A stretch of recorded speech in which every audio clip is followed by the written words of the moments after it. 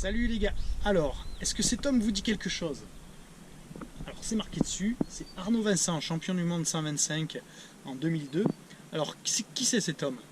Eh ben, cet homme, c'est créateur des protections de main AVS. Voilà, donc j'ai envie de vous parler de ça aujourd'hui.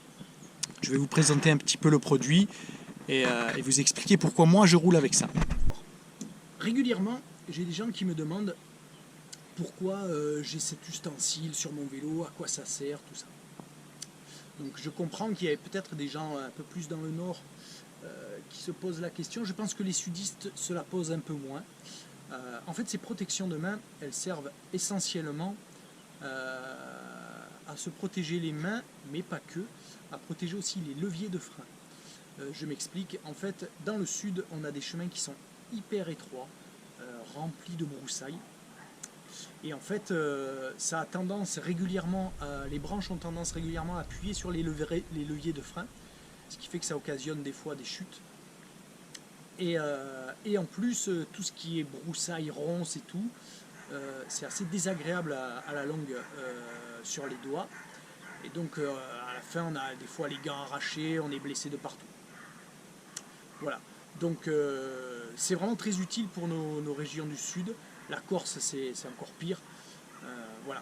Donc ce n'est pas un ustensile de tuning, c'est vraiment une protection bien intéressante. Donc chez AVS, on a deux produits. Donc on a la fixation plastique, donc qui a le gros avantage d'être léger. En plus, au niveau tarif, c'est quand même assez abordable. Voilà, donc celle-là est pas trop mal. Et ensuite, on a la deuxième, celle que j'utilise tout le temps, vous allez voir pourquoi. En fait, c'est le modèle alu.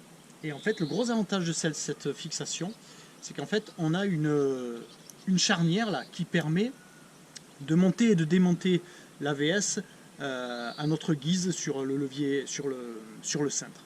Donc c'est le gros avantage, alors que celle-ci, on est vraiment obligé de démonter la poignée pour faire glisser la patte sur le cintre.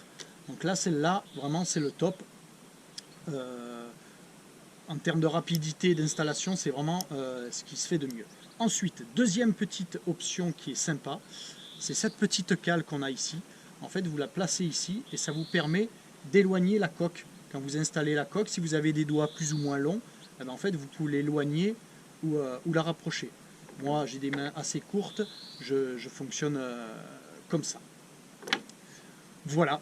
Après, qu'est-ce que je peux vous dire de plus? Après, au niveau des coques, ben, vous avez pas mal de couleurs disponibles. Donc là, on a une coque rouge.